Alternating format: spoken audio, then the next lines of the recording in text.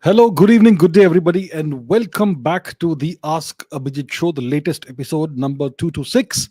I hope you're all doing great. So, before we begin, let me greet those of you who are on the live chat. I can see two idiot NRIs from Canada. I can see Padmanabh Goswami. I can see Dungar Singh Chauhan. Hello, Pawan Kumar Singh, Shagun Chopra. Hello, Ankur Ama, Study Logs, Ritwij, Footy Cricket, Nishal, Rai, Samsung Galaxy, Feminist Slayer, hello. Bharat First, Sagar, Shashi Kiran, Pranay Pol, hello. From Kolkata, Anant Pai, GK, Parth Datta, Subroto Sarkar, Flexible Guy, Sergeant Skylan, Mr. 88ers, Misogynist Slayer, Siddhartha Gupta, Abhiram Chervirala, Abhinav Gautami, Abhinav Pathak, Arjun Tripathi, Vikash Giri, Brown Boy SY, Rahul Dunake, Bipul Singh, Gautami again, Siddharth Gupta, Krishna 14, Mukund, Gauresh, Rishikesh Das Gupta, Rudra, Arya, Avishek, Sumit Pal, Dr. Atul, Arindam Ghosh, Joy O Juma, Sarthak Gupta, Dhairya, Lavanya, Alok Bhatt, Nandan Patidar, Netizen, Chetan Aradhya, Shrivatsa, Purnashri, Chaitanya, Mrinalini, Blitz, Ray, YT, Shashank, Sainath, Chinta, Efron, Abhinav Pathak, Vishnu Bohanan, Ramai Raj Singh, Priyanka Javalia, Debarun Bhattacharya, SSB Party, McLovin, Niket Singh, Satvik Jaju, hello, Study Vlogs, Ritwij, and who else? Jay Guman, Jignesh, Jigyesh Dave, Vishnu Mohanan, Gaurish, Jack, hello sir, Vikramaditya Rathore, Nandan, Raj Lalit, and so many more. Okay, so I'm going to take questions that you have asked in the comments. You've asked, as always, hundreds of questions, and I've selected some 20 odd of those questions. Can't select all, unfortunately. Paucity of time, only 2 hours. So I'll take about 20 questions from the comments, and then I'll take the rest of the questions if there is time from the live chat. And maybe I can take one question or two. Okay, I'll take that from the live chat later. Let me take questions from the that you asked in the comments. So let's begin with the first question. So this is by UMax870. The recent 2023 paper by Paul Heggarty has proven that the Sarasvati Sindhu civilization is indeed the Vedic civilization. What are your thoughts on this? Okay, so does that paper actually do that? What is this paper? Let's take a look at this paper. Where is this paper? Let's try and find this paper. Do we have it somewhere? Yes, I think I have this paper, language trees. So let's put that on the screen. So this is the paper that UMax 870 is referring to. Language trees with sampled ancestors support a hybrid model for the origin of Indo-European languages. And this is a pretty compact paper. I mean, it's not exactly compact, but it's not extensive, as in it doesn't have dozens of pages. And this is the paper. This is a PDF which is available online. Okay, it's available for download in case you want to see it. And it says that it supports a hybrid model for the origin of the Indo-European languages. That's what this paper says. Now, I went through this paper, and what does this paper actually say is what we have to understand, and what is the context behind the paper. What problem is it referring to? What open issue or question is it referring to? And what are the findings of this paper? And does it actually prove that the Saraswati Sindhu civilization is indeed the Vedic civilization? So the context of the paper is the question of the origin of the so-called Indo-European language family. This is a very extensive language family of languages that are related to each other. You can see common words, vocabulary that is similar and has origins in obviously some previous language, and so on and so forth. So that's the Indo-European language family. It was discovered by the Europeans when they arrived in India a few centuries ago, and they were already familiar with Greek and Latin and the similarities between these two languages. And they noticed that Sanskrit is also very similar to Greek and Latin, and Sanskrit is older. I mean, now they claim that that's a whole controversy. So, this is a language family that is spoken by nearly half of the global population, the Indo-European language family. So it's a matter of uh, obviously it's something that is that a lot of people are interested in to find out the origin of this family, of this language family. Now, there are two main hypotheses about the origin of the Indo-European language family. The first is the steppe hypothesis. So the steppe hypothesis says that it claims that the origin of the Indo-European language family could lie in the Pontic-Caspian steppe about 6,500 years before today. And it's associated with horse riding nomads, horse riding pastoralists, and that sort of people. So that's the steppe hypothesis. And then there's the Anatolian hypothesis. So it says that it disagrees with the steppe hypothesis, and it says that this language family is about 9,000 or so years old, and it's linked and it originates in the so-called Fertile Crescent, the Mesopotamia region, and it's linked to the spread of agriculture from this Fertile Crescent. So it claims that agriculture originates here and so on and so forth. Okay, now this paper that we spoke about. Okay, what are the findings of this paper? Let's put this paper back on the screen. What are the findings of this paper, or the conclusions? So this paper finds that the estimated root age, the estimated age of origin of the Indo-European language family is about 8,120 years before today, roughly, with a range between 6,000 something and 9,000 something years. So the median, the average is about 8,000 or so years. So this definitely predates the timeline of the steppe hypothesis, and it suggests that there was rapid early branching of this language family into multiple major subgroups. Now, this paper claims that the Anatolian branch of the Indo-European language family most likely originated south of the Caucasus region, not in the steppe, not in the Eurasian steppe, but south of the Caucasus region. Where south, they can't say, but it originates south of the Caucasus region. And then there would have been subsequent movements of this language family northward that could have established a secondary homeland in the Eurasian steppe. So the primary homeland, the origin, it says, is south of the Caucasus. That is a major disagreement with the steppe hypothesis. So this result aligns with what they call a hybrid hypothesis. It integrates aspects of the Anatolian hypothesis, Anatolian origin model, and the steppe origin model. But there is initial dispersal of the language family from south of the Caucasus, and later migration into the steppe, which then contributes to expansions of the European languages, the European branches of the Indo-European language family. Okay, so that's what this says. It doesn't speak about the Sarasvati Sindhu civilization or the so-called Harappan civilization. It doesn't really make direct references to our ancient civilization, but it kind of perhaps could allude to it by saying this originated south of the Caucasus. South of the Caucasus, you have many geographical regions, mainly Iran, the Iranic region, and of course, India also is south of the Caucasus, but not directly south; it's southeast of the Caucasus. So it's that's the approach they've taken, and that's the conclusions and findings that they have. So it doesn't directly prove as such specifically that the Sarasvati Sindhu civilization is the Vedic civilization. There is no reference to the Vedic civilization or the Sarasvati Sindhu civilization. It only speaks about the origin of the Indo-European language family, and it says it originated south of the Caucasus, about 8,000 something years before today. That's what it says. So let's not jump to conclusions. We all have our favorite theories and all that, but we have to be very factual when it comes to these matters. So this is progress in this matter, but I'm not sure if we will ever be able to conclusively determine where this language family originated. And of course, the results are bound to be controversial if such findings actually happen. So that's what I can say about this matter.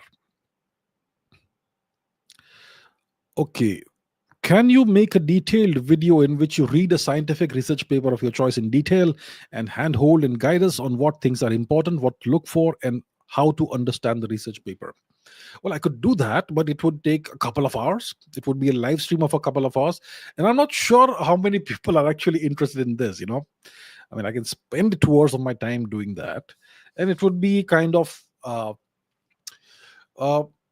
it would be an explanation of how to think from first principles, because if I take a research paper in any subject, whether it's physics or genetics or whatever, uh, I have to assume that most readers aren't familiar with the topic and don't have any specialized knowledge of the topic. So then I have to go deeper into first principles thinking and explain what this means in layperson language and how to understand what this means in layperson language, which is a pretty extensive kind of discussion. I'm not sure how many people would actually be interested in that. I think if I were to do a live stream like that, I may have maybe 100 live viewers or something, maybe 50, not sure. But if so, let me know in the live chat in the comments below if you are really interested in this, and maybe if enough people are interested, I could take that up. Yeah. Okay, Akhand Bharat 69 says, why do you have a bias against Alexander and not the Persians? You say that Alexander brutally conquered the Persian Empire and that he was a cruel ruler. That was true. But how were the Persians any different? They were the ones to invade Greece in the first place, and they burned the city of Athens. Yeah. Alexander just took revenge on them. Okay. Yeah. Good question. I mean, I get where you're coming from. Now, have you studied the history of the Achaemenid Empire in detail, the Hakshamanish Empire? And have you studied the actual history of Alexander's career? If you have not, I mean, so, or have you just read a few paragraphs here and there and then you feel that I'm biased? Look, first of all, you have to understand that everyone is biased, including me. I have my biases. I am biased towards my country. I'm biased towards various things. It is natural for people to be biased. And those who claim to be unbiased are lying. Let's be very clear about that. So, first of all, there is that. Now, secondly, am I biased? You say that the Persians invaded Greece and destroyed Athens, and Alexander was taking revenge. Fair enough. That is indeed the case. But is that all there is to the life and career of Alexander the Greek? So, see, to understand the proper context of something, you need to read in detail. You can't just draw your conclusions based on what somebody said or a couple of paragraphs or half a chapter or one chapter you read somewhere. Because most of the writings about Alexander are simply hagiographies in which they embellish his career and his achievements and they glorify his accomplishments. But you need to take a factual look at what Alexander did through his career. And you don't need to read an extensive book. Here is one book. Let me zoom in. Can I zoom in? Okay, I'm zooming out there.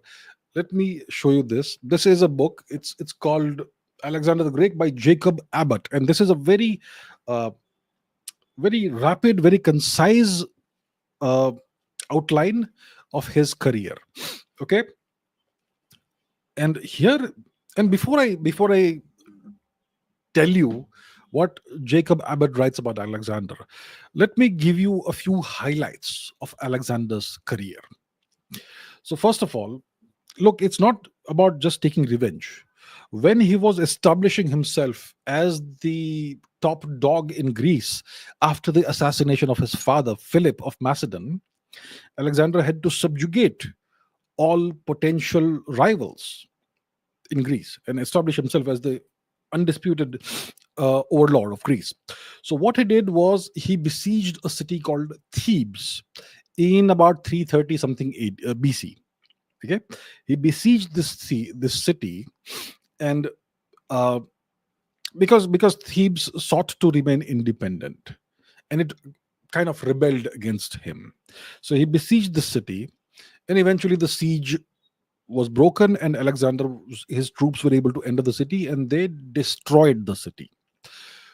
We don't know how many people of the city were killed, But we know that about 30,000 or so survived. About 30,000 of these people, all those who survived, most of them, including women and children, were sold into slavery. Now, what does this have to do with Persia? This is Alexander's actions in Greece against Greek civilians, unarmed women and children. He sold them into slavery. And the entire city was systematically razed, block by block, brick by brick, to set an example, and to deter further rebellions. Absolute cruelty. So he spared some people. He spared those who he was sure that had not participated in the rebellion, but everybody else was either killed or sold into slavery. At least 30,000 people were sold into slavery, mainly women and children. Now, there wouldn't be that many surviving males after the defeat of Thebes. That's one example of what he did to his own people. Okay. Now, later, after he decided to invade invade Asia, so, and before he fought at Gaugamela against Darius II and so on, before Persia, he besieged the city of Tyre. Would you like to see where Tyre is? Let me show you where Tyre is. Okay. So let's find out where the city of Tyre is. Let's go to the map. Let's put the map on the screen. I'll show you where this happened. The city of Tyre, it's on the eastern shore of the Mediterranean. Okay. And it still exists. There's still a place called Tyre. And let's look at the satellite imagery. As you can see, there's a small peninsula-like thing that juts out over here. It was once an island. This was once an island, and eventually this land was reclaimed. So there was a fortress on this island, and it was a few hundred meters out at sea. And this fortress was well defended, and it served as, from Alexander's perspective, it was a thorn in his flesh, and he wanted to take this city and this fortress before he went to Egypt, if I'm not mistaken, chronologically. So he besieged the city of Tyre, okay? And the siege of Tyre lasted about 7 months. He and his men repeatedly tried to build bridges to the island, and these bridges were repeatedly broken down by the defenders of the city, and he got more and more frustrated. The siege lasted 7 months, and eventually he captured the city. So during the siege, we don't know how many defenders died. Maybe several thousand defenders of the city were killed during the siege over the course of fighting. But after he captured the city, he crucified everybody he could find, and he crucified them along the shoreline as a warning to anybody who would in the future dare to resist him. And once again, the women and children were sold into slavery. So he crucified all the men, several thousand men. He crucified them all along the coast, and the women and children were sold into slavery. These are all factual matters. No historian can deny these matters. Okay, this is all a matter of record. Then let's go to Persepolis. So eventually he reaches Persia, and okay, so I'm not sure where Persepolis is. I'll not try and find it on the map. Let's put the map off the screen for now. Okay, so eventually he, after taking Egypt, he fights against the Persians, against Darius II, and he defeats the Darius. Darius goes on the run for a few months, for a couple of years, whatever time it was, and Alexander takes the capital city of Persia, Parshwapur. It's called Persepolis today. The Persians today call it Parsa. Its original name was Parshwapur. So this capital city, he takes it, and he has a great party in the city, drunken party. And at night, after getting sufficiently drunk, he orders the city to be burned. So the entire city was burned. A great civilizational capital of the Persian civilization, of the Persian Empire, was burned. And this was allegedly in revenge for the Persian burning of Athens during the previous Greco-Persian wars. So if it was just about revenge, he would have been satisfied with the burning of Persepolis. But his actions go way beyond revenge. I mean, what was the need to crucify thousands of people along in the city of Tyre? Why did he have to sell women and children into slavery in Greece, in Thebes, in Tyre? And this is something he does repeatedly over and over again. He's a barbarian. He's cruel. His campaign, throughout his conquests, he repeatedly enslaved large portions of defeated populations. Okay, and these actions, they targeted civilians, especially women and children, in Thebes, in Tyre, in Persepolis. He employed terror tactics as a deliberate strategy to intimidate and subdue his opponents. So when he was done with Persia, he wanted to conquer India. So there is this region between Persia and India, the Balochistan kind of region, which is kind of culturally both cultures, civilizations. So as he went towards the Indus River, he would capture small towns, villages, and he would execute the natives, the inhabitants, completely, all of them. Lots of crucifixions, lots of executions. There would be Brahmins who would refuse to cooperate with him and tell him about whatever information he wanted. He would crucify them, he would torture them, he would have them tortured. Public executions, brutal punishments, etc. Repeatedly, over and over again. Burning entire villages and their populations alive, destroying crops, destroying infrastructure, destroying settlements, and so on. So there was no limit to this guy's cruelty, Alexander. Okay, and wherever he conquered, he imposed the Greek culture, the Greek language, and Greek governance on the conquered region. I mean, look at what he did to Egypt. Most people think that Egypt lost its cultural identity as a consequence of the Roman occupation, which was done by Julius Caesar and Mark Antony, etc. We'll not go there. But Greece, it was Alexander who started this entire process. He conquered. He walked into Egypt without really having to fight. Yeah, the Egyptians were under the Persians, and they thought that he's he's liberating us.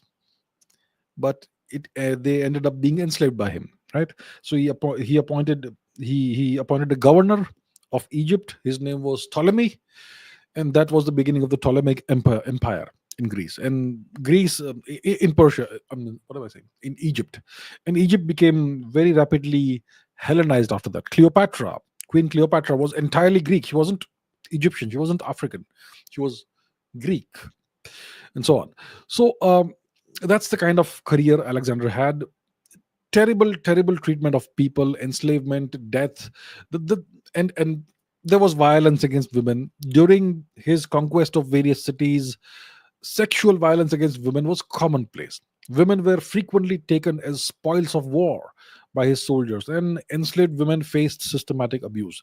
So so if you look at what he did, he was a great conqueror. He failed, obviously, in India. He was defeated, and probably that cost him his life. But his conquests in other parts of the world, from Macedonia all the way to Persia, they spread Greek culture, Hellenistic culture, and ideas. Okay, but they came at the cost of immense human suffering and tremendous destruction.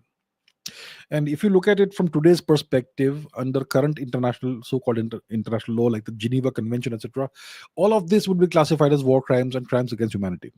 Now, I'm not saying that the Persians were all they did not do any such things, but what Alexander did had nothing to do with revenge against the Persians. Now, let me read the last paragraph of this book written by Jacob Abbott. Okay.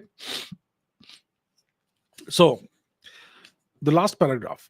Alexander earned well the name and reputation of the great. He was truly great in all those powers and capacities that can elevate one man above his fellows.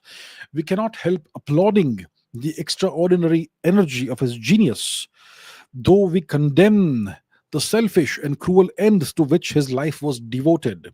He was simply a robber, but yet a robber on so vast a scale that mankind, in contemplating his career, has generally lost sight of the wickedness of his crimes in their admiration of the enormous magnitude of the scale on which they were perpetrated. That's the last paragraph, the concluding paragraph of this book by Jacob Abbott.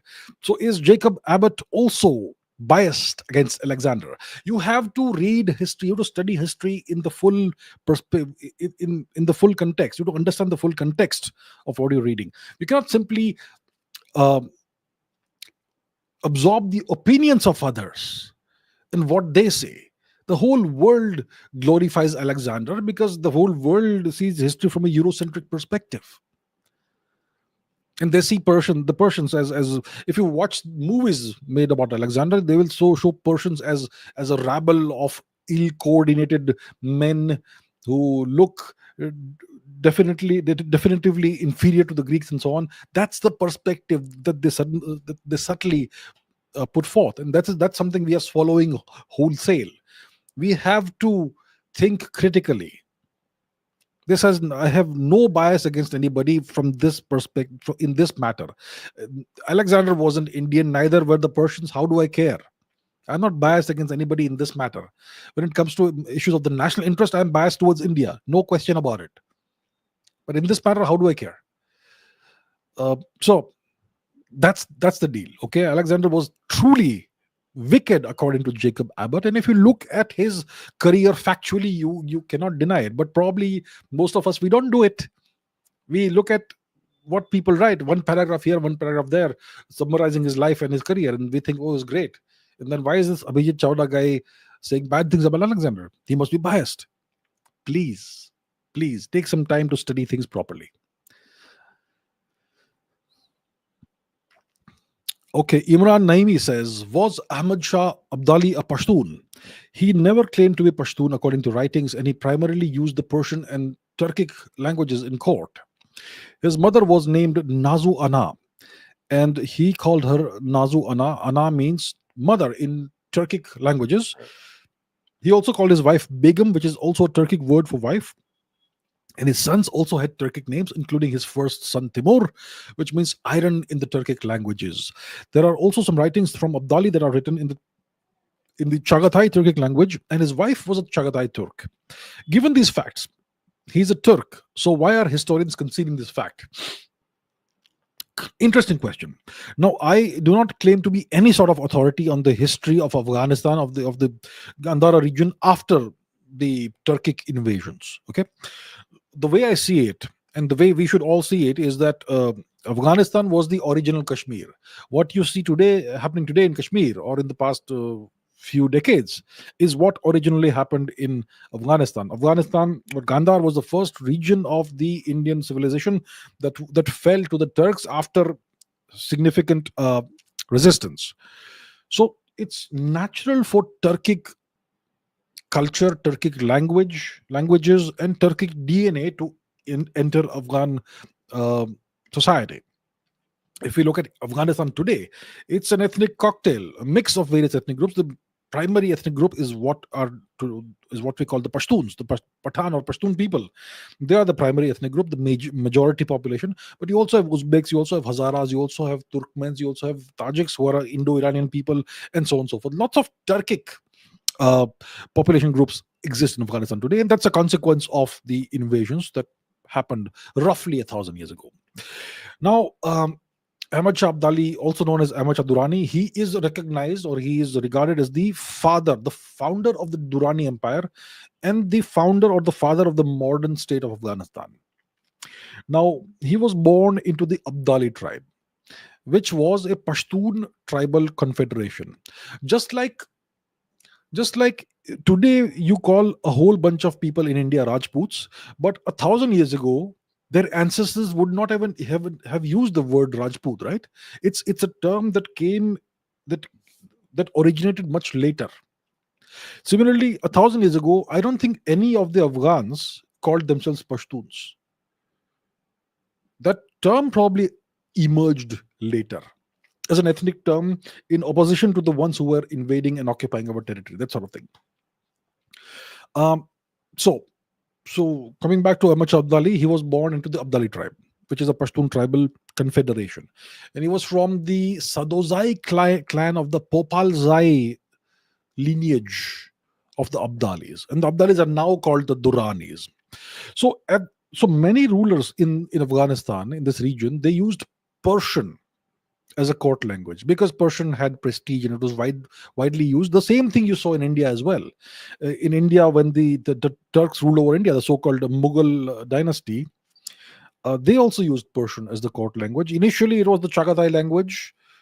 Or when you talk about the original invaders, who was the original invader? Was it Zahiruddin Babar? It was Zahiruddin Babar, right?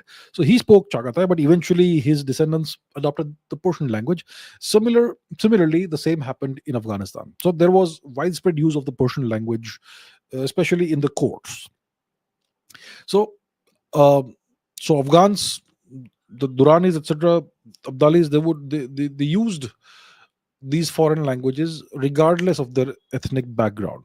So Ahmad Shah Abdali, he came to power in the middle of the 18th century in Afghanistan, and he was originally called Ahmad Khan, and he then adopted the title Ahmad Shah, and he adopted the epithet Dur-i-Duran, which is pearl of pearls, and he changed the name of his clan or tribe from Abdali to Durrani. Now, this change doesn't reflect a change in ethnicity, but it was rather a political move to consolidate power and create a new identity for himself and his tribe and his empire. And when it comes to using Turkic words, it's probably because the Turks ruled over Afghanistan for such a long time, and these words, they just infiltrated into the language. There are so many Turkic words in Hindi today that most Indians aren't even aware of. So many. I will not go into the words, what those words are. There are lots of words from the Turkic languages that are used in Indian languages like Hindi. What does jigger mean? Jigger means liver. Chigger means liver in Turkish. What does mulayim mean in Turkish? It means bland or smooth, and so on. There's so many words that seem to be part of Hindi but originate in Turkic languages. And the same definitely applies to Afghanistan as well. So you would have Turkish words. You will have Turkish words that you use to refer to your family members and whatnot, I'm sure. So this happened as a consequence of the Turkic invasion and occupation of the subcontinent, starting with Kandahar, Afghanistan. The name Timur for his son, well, you have Indians calling their sons Timur these days, Taimur, right? In memory of the great barbarian, great murderer, mass murderer, Timur the Lame, Timur Lang. Yeah. So that doesn't necessarily indicate Turkic ancestry. And the word Timur, the Turkic word Timur, it originates in the Sanskrit word chimir, which means iron. So dwell on that for a minute.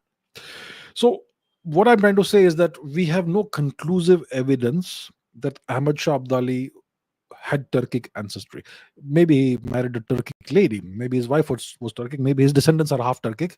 That way, I think most Afghans by now would have some amount of Turkic ancestry, purely from the perspective because of the fact that the region was ruled over. It was invaded, occupied, and ruled over by Turks for a very long time. So it's possible that he may have had some Turkic ancestry, but to say that he was entirely 100% Turkic, I personally haven't found evidence that supports this. So I would say maybe, but I can't say for sure. But it looks like he may probably have been a Pashtun. Okay, I may be wrong, but looks like that. Soma Chakra says, why do we know little to nothing about the pre-Islamic history of Balochistan and the Baloch people? Why does nobody discuss the Baloch Hindus and how the Arabization and Islamization of Balochistan and the Baloch people occurred? I couldn't find any books or articles on this topic. Okay, let's talk about Balochistan. Let's put Balochistan on the map for a bit. So Balochistan is part of the western western regions of the subcontinent. Currently, it's split between Pakistan and Persia, Pakistan and Iran. Half of it roughly is in Pakistan, half of it roughly is in uh, Iran. Now, yeah, we look. There are so many regions of India about which we don't know. We know very little. Books are Nobody cares to write books about that. Nobody cares to delve into the detailed history of the region and so on. So that's just the sad reality of the way we have approached our history. But I can tell you a few things. Um, so this region used to be the boundary, or the dividing region between India and Persia. It's kind of still is. Pakistan is temporarily Pakistan, but it's Indian territory historically and eventually. So, and no disrespect to our Pakistani friends who may be watching, you're our people. So, Balochistan, at times it was under Persia, at times it was under various Indian empires and kingdoms. Sometimes it was split between the two and that sort of thing. And there used to be a kingdom called the Indo-Parthian kingdom about 2000 years ago in this region. Before the Indo-Parthian kingdom, you had the Achaemenid Empire, the Hakshamanish Empire, and the Mauryan Empire, and so on. Yeah, and the two never really ever came into conflict. So Balochistan is that region. It's the borderlands of both civilizations, India and Persia. So after the collapse of the Achaemenid Empire, because of the Greek invasion, Alexander's invasion, the various governors they had appointed in various territories, they became self-governing. And they became small kings in their own right. And that's how the Indo-Parthian kingdom emerged. That's roughly 2000 years ago. And the founder of the Indo-Parthian kingdom was a king called Gudafar. The Greeks called him Gondophares or something. Let's Google that. Indo-Parthian kingdom. Let's put that on the screen. Indo-Parthian kingdom. So here we have this Indo-Parthian kingdom. If we go to Wikipedia, as always, Wikipedia is not 100% reliable. It is not a necessarily reliable source of information. But let's just quickly take a look at this. So 19 AD to 226 AD, it was found by. See, it says Gondophares. His name was Gudafar, and this is what he looked like. This is his coin. So this kingdom, as you can see, it ruled over this region, most of Balochistan and some parts of Gandhar as well. And the successor kingdom of this was the Parataraj kingdom. Now, does it say the successors are the Parataraj? Okay, here it is, the Paratarajs. So the Parataraj kingdom was a dynasty of Parthian kings once again. Parataraj, right? The kings of Parata. From 125 CE to about 300 CE. And if you look at the Paratarajas and we go to Google, Paratarajas, and we Google that, and if you look at the images, you will see their coinage. So this is one of their kings, and if you see this coin, as you can see, it's very clearly, you can see the swastika right away. Most of their coins had swastikas, as you can see. Lots of coins with swastikas on that, and you have what is either Brahmi or Kharoshti script. I can't see from here. Looks like Kharoshti probably, and so on. So yeah, these are coins of the Paratarajas, and these are the ancestors of today's Balochi people. And you can look into that. I'll not go into further detail about this, but you had the Indo-Parthian kingdom, and then you had the Paratarajas, and the Indo-Parthian kingdom was founded by Gudafar, not Gondophares, but Gudafar. Do some research about this. It's very interesting. And eventually you had the invasions of the Arabs. What was that guy's name? I forget the name of the invader. Mohammed bin Qasim, right? So he invaded Balochistan and then Sindh, and that's how the process of Arabization, Islamization starts, and then you know how it goes. So that's in very brief about the older history of Balochistan, of what we now call Balochistan.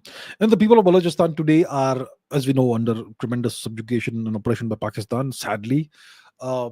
They are very much Indic in Indian people. They live on both sides of the border. Pakistan as well as Persia. They speak their own language, which is an Indo-Aryan language, and the language is similar to Sindhi and Gujarati, and their customs are also similar to Sindhi and Gujarati customs. So that is about the Balochi people. Pranay Paul says, you mentioned in the first episode of Understanding America how the Spanish people were astonished by how healthy the natives of the Americas were, the Caribbean region. I also noticed that figures like the Vikings or Columbus seem to live relatively short lives. Was this short life expectancy a common issue across Europe during that period? Or was it specific to certain groups? What were the main causes behind such limited lifespans? Um, so when the Spaniards first reached the Americas and saw the natives, they were astonished, like you say, and I mentioned this in the first episode. They were astonished to see how healthy the natives were. The natives were tall people compared to the Europeans. The Europeans were short, the natives were tall, the natives were muscular, the Spaniards were not. And the natives were mostly almost naked, and they had great skin, great overall great health. But they did not have swords and iron, and they did not have that murderous attitude that the Spaniards had. Uh, and the writer of the book that I'm referring to, and other writers as well, say that the Europeans were filthy. Many Europeans did not ever bathe in their whole lifetime. I mean, I'm not making it up. Read the books, and there's a whole lot more. So it looks like European customs were such that hygiene was not prioritized. Surprise, surprise.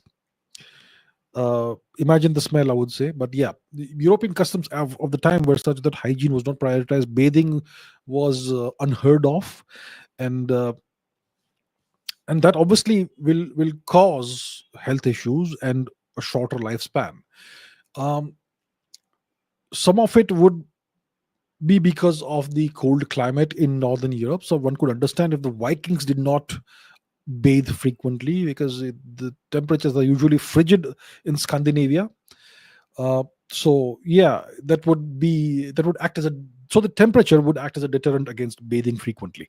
But when it comes to Spain, it's not that cold. It's a reasonably pleasant climate in Spain. It doesn't freeze very frequently there. It's usually pretty warm and balmy climate. So why did the Spaniards insist on not bathing, and why were they so filthy compared to the Indians? Compared to the Indians, as in the natives of the Americas. I don't know. Look, I don't know what the cultural aspects were, but that's just what we know. So I think this was not limited to specific European groups. I think it looks like it was common across Europe to not bathe and to have very questionable standards of hygiene, and that would obviously cause life expectancy to not be that great in Europe. And you can see other examples and other evidence of this. I mean, the Black Death, which was an epidemic of the bubonic plague, it originated in China and eventually made its way all across Eurasia, all the way to Europe, all the way to the westernmost parts of Europe. And it spread because of filth. It spread because European cities, towns, villages were so filthy. You would have rats everywhere, and rats everywhere, and the rats were the were the carriers of the ticks, which were the vectors of the disease. Now, it's astonishing that the Black Death, the bubonic plague, traveled all the way from China, all the way to Western Europe, the westernmost part of Europe, and completely bypassed India. How does that happen? India and China have always had great contacts, lots of trade, lots of cultural relations, lots of people to people relations back in the day. I'm not talking about today, historically. So, how did the Black Plague, the bubonic plague, completely bypass India? Because India had different standards of hygiene compared to Europe. So, it was very easy for the plague to proliferate in Europe, but it simply couldn't gain a footing in India. Eventually, you had plague epidemics in India under British occupation, when Indians were no longer free to live their lifestyle as they used to. So I think it was a lifestyle choice. It was a cultural. I don't know if it's culture, if it's lifestyle. Today, Europe is very clean, but it wasn't that way in the past. The feminist slayer says, why are Indian origin people playing for the US cricket team, whether male, female, or under 19, and so on? White players who were previously part of other countries or played for other countries are also representing the US. Why not Americans themselves? Interesting question. It has to do with culture, it has to do with history, and so on. So we know that the US, the United States, was the original founders were English, English people, British, right? And this game of cricket came from England, from Britain. So in the 18th and 19th centuries, cricket was played in the US. It was pretty popular, it was widespread until the first half, roughly, of the 19th century, and used to have cricket played everywhere. Lots of cricket games. Now, then you had the Civil War era, during which time, which is the middle of the 19th century, and during this time, baseball emerged as a very popular game, and it quickly replaced cricket in popularity. And it especially became a craze in New York, and baseball came to be known as the national pastime. And cricket continued to be played in the US, but it soon became a game that was played by a minority, the high society people, high class people, and baseball was the game of the masses. And eventually, cricket essentially became um, died a slow death in the US. And baseball became the national pastime and the biggest game in the US. So that's the brief history of cricket in the US. Now, with in the 20th century and 21st century, you had lots of migrants coming to the US and becoming US citizens. And lots of these came from the Indian subcontinent, whether it's India, Pakistan, Sri Lanka, or whatever.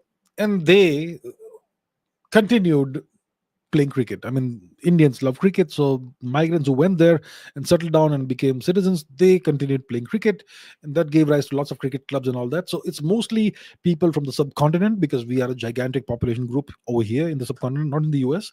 So it's subcontinentals mainly who play cricket in the US, and these are many of them are US citizens. So that's why the US has a national cricket team, whether it's under 19s or men's cricket team or women's cricket team. It's mainly populated by subcontinentals, mainly Indians. You also have former players from other countries. Who was it? The last cricket World Cup, the last T20 World Cup, I saw the US cricket team. There was this left arm fast bowler who was of Indian origin, who is a software engineer. He performed really well. Maharashtrian guy, Marathi name. I forget his name right now. My apologies to him. I was really impressed by with his performance. And former West Indies players like Anderson Cummins, etc., have played for the US. And I think, who was that guy from New Zealand? The guy who hit the fastest ever T20 century. I forget his name. Corey Anderson. I think he was playing for the US this time. So yeah, look, the US is the land of opportunity, and I think, yeah, one of the Indian left arm spinners, a Sikh guy who's now in his 30s, he played for the Indian under 19 team in the World Cup. He was also representing the US. So the US is the land of opportunity, and yeah, they have multiple cricket teams now. I think they're gonna have their version of the IPL as well soon. It's gonna be called, I don't know what, Yankee PL or USPL. I don't know what it'll be called, but yeah. So yeah, that's the deal. That's the history of cricket in the US, and that's the situation right now. It's mainly played by subcontinentals. I don't think the proper Americans per se have too much of an interest in cricket. They regard it as more of a curiosity. What is going on, that sort of thing. But yeah, there you have it. Rohan Biri says, since all atoms are 99% empty space, therefore all the matter that we see is also 99% empty space, then why is everything not transparent? Yes, atoms are mostly, they seem to be empty space, right? Atoms seem to be mostly empty space.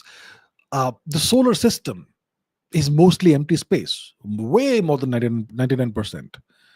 And if the solar system and other star systems are mostly empty space. It means the Milky Way galaxy is mostly empty space, which means the entirety of the universe is overall, almost all of it is just empty space, right? That's the context.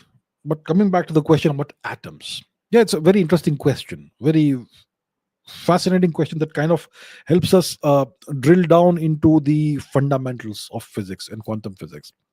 So this notion, this idea that atoms are 99% plus empty space, it's a misconception. It's a very common misconception, which originates in outdated atomic models. So you had the solar system model of the atom. There's the nucleus at the center, and the electrons are going in circles or ellipses around the nucleus, just like the planets orbit the sun. So there is one model that's the model that students usually think of when they think of an atom. And we know that the nucleus is so small and the electrons are even smaller, so it's mostly empty space. So that's an outdated atomic model. That's the first thing that's taught to students of science, which helps you visualize the atom in your mind, but it's not accurate. So in reality, atoms are not as empty as this idea suggests. And let me give you the reasons why atoms are not really empty and why objects are not transparent. So in atoms, you have electron clouds and electromagnetic fields. Atoms have a nucleus, and we kind of know that the nucleus is at the center of the atom. And these nuclei, the nucleus of the atom, it's surrounded by clouds of electrons. When you talk about the hydrogen atom, it's just one electron. But in most atoms, oxygen, iron, uranium, whatever, you have clouds of electrons. So these nuclei are surrounded by clouds of electrons that occupy a significant volume, a certain amount of volume. These clouds are not empty space. These are regions where electrons are likely to be found, and the probability of finding the electron depends on the wave function, which is quantum mechanics. I'll not discuss that. Now, these electrons are all moving around, and they generate electromagnetic fields described by the Maxwell equations. So these electromagnetic fields fill the space within and around atoms, and they interact with incoming light waves. So it's not exactly an empty space, okay, from this perspective. Now let's talk about quantum mechanics and the behavior of electrons. So in quantum mechanics, electrons don't behave like discrete particles. It's not a billiard ball, okay? They don't behave like discrete particles orbiting the nucleus. They exist in probability distributions, and these probability distributions are called orbitals. These orbitals, okay, let me show you hydrogen atom orbitals, since we are discussing orbitals. Interesting what I end up talking about. Hydrogen orbitals. Where's the screen? Let's put that on the screen. These are atomic orbitals. They are derived from the solutions of the Schrodinger equation. So this is the hydrogen wave function and so on. These are what the orbitals look like, and these do not represent empty space. These orbitals are probability distributions where you have various probabilities of finding these electrons. So there is no truly empty area in these orbitals. Okay, let's understand that now. So from that perspective, from the orbital model, from the orbital visualization, you can see there is no real empty space in these atoms. Now let's talk about the interaction of light with matter, because the question is about transparency, right? So when what is light? Light is photons. Photons are waves as well as particles. Let's talk about photons as particles for a bit.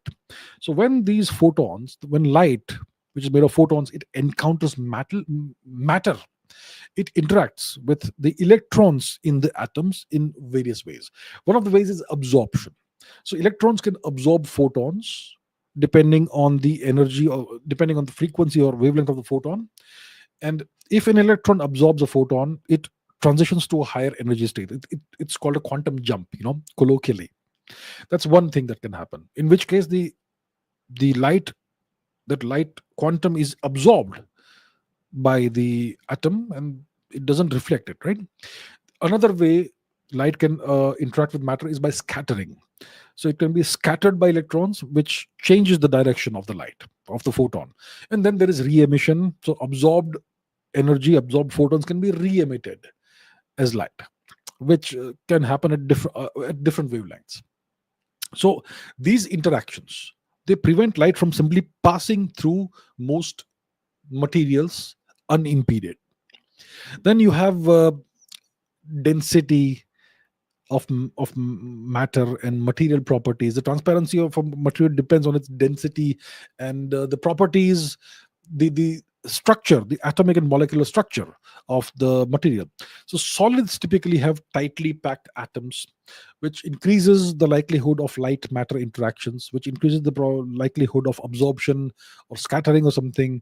Liquids have more, they are less dense than solids, which allows more light transmission. And gases are the least dense of the states of matter, will not go into plasma. So that's why air and many gases appear transparent or translucent. Transparency also depends on the wavelength of the light. Okay, so visible light interacts strongly with many materials, which makes them opaque or reflective. X-rays are a whole different matter, and so on. So all of these effects put together ensure that most matter is not transparent. So yeah, it all boils down to quantum mechanics and the way that light interacts with atoms. Essentially, the way light photons interact with electrons of an atom. Asima says two questions, but interrelated. Firstly, are the Yamnaya people part of the expelled tribes of the Vedic society? Secondly, are the Greeks one of the lost tribes of the Vedic wars? Okay, let's talk about the Greeks first, and then we'll go to the Yamnaya. So the Greeks, if you ask Shrikant Talageri, who's one of the great linguistic scholars that we have, then the Greeks are descendants of a tribe that was expelled out of India. Not tribe. I don't like this word tribe. It's clans. A tribe. What is a tribe and what's a clan? A tribe is a small group of people, maybe 50 to 100 or 150, or let's say 500,000 people who live isolated from other human societies. That's a tribe. A clan is simply a group of people who are related to each other in some way, cousins and extended family and all that. So let us search what Talageri has to say. Talageri, Alina. Okay, let's put this on the screen. Okay, let us see what Shrikant Talageri has to say through his linguistic research. Okay, so the identity of the enemies of Sudasa in the Sarajnya battle in the Rig Veda, the battle of the 10 kings. And there were more than 10 kings, by the way. Okay, so it is one guy against more than 10. Sudas against a whole coalition of various clans. So this is the earliest known geopolitical event in recorded history, the earliest recorded battle in all of literature, the battle of the 10 kings in the Rig Veda. And it is King Sudas, who belongs to the Bharata confederation or the Bharata lineage, fighting against this entire confederation. So who are his opponents? Who are his enemies? So let's take a look at the list. Simyu, Brigu, Pakta, Bhalana, Alina, Siva, Vishanin, Parshu or Parshva, Prithu or Parthava, Dasa, Anu, and so on. And he identifies these various these clans, and he's able to show that the Simyu are the Sairima, the Dasa are the Dahi, the Vishanin are the Nuristani or Pisachin people, the Pakta people are the Pashtuns, the ancestors of the Pashtuns. The Bhalana are the ancestors of the Baluchi or Bolana people. The Parthva or the Prithu people are the ancestors of the Parthian or the Parthva people. The Parshva clan is the ancestor of the Persians, the Parshva, obviously. The Madra are the ancestors of the Medians. The Shiva tribe are the ancestors of the Khiva people of Uzbekistan. The Dasa are the Dahai of West Turkmenistan. The Simu are the Sarmatians. The Alina are the Alans and the Hellenes. The Alans were a nomadic Iranian origin tribe, according to Western historians, who eventually ended up in Spain and became the Iberians, the Spanish. And the Alina eventually, according to Talageri, became the Hellenic people, the Hellenes, who are the Greeks, Hellas, right? So, according to Talageri, the Alina people, the Alina clan, which was defeated, which is one of the clans of the confederation that was defeated by Sudas, it was expelled out of India. The Alina eventually became the Hellenic peoples of Greece. So, yes, from this linguistic analysis perspective, the Greeks are not a lost tribe of the Vedic war, but one of the clans that was part of the confederation that was defeated in the battle of the 10 plus kings. Now, coming to this question here, the Yamnya people, are they also part of the expelled tribes or the expelled clans? We don't know, because we don't know. See, we call them the Yamnya. Why do we call them the Yamnya? Because the word Yamna means pit in Russian, a pit in the ground, and they found these graves in pits. So they were called. So they eventually ended up being called the Yamnya from the Russian word for pit. It doesn't mean that they 5,000 years ago called themselves Yamnya. It doesn't mean that. We don't know what they called themselves, and if we don't know what they call themselves, then we don't know how to classify them, whether they can be classified as one of these expelled clans, the defeated clans. So we don't know. Genetically, we know that what they look like. We know what their major patrilineal lineage was. It was R1b. We Indians, most of us are R1a. They are a sister haplogroup, R1b. But you have R1b in India as well. As you go westwards from India towards Europe, the frequency of R1b in the population increases more and more and more and more. Of course, there are regions where you have significant R1a, like Germany, Ukraine, Russia, etc., and obviously the Indian subcontinent. Very strange, but maybe not that strange. So the Yamnaya are R1b, most of them. We know what they look like. They were all tall guys, tall, muscular guys. Tall as in like 6 feet roughly. 5'10", 5'11", 6 feet was their average height. They were all muscular.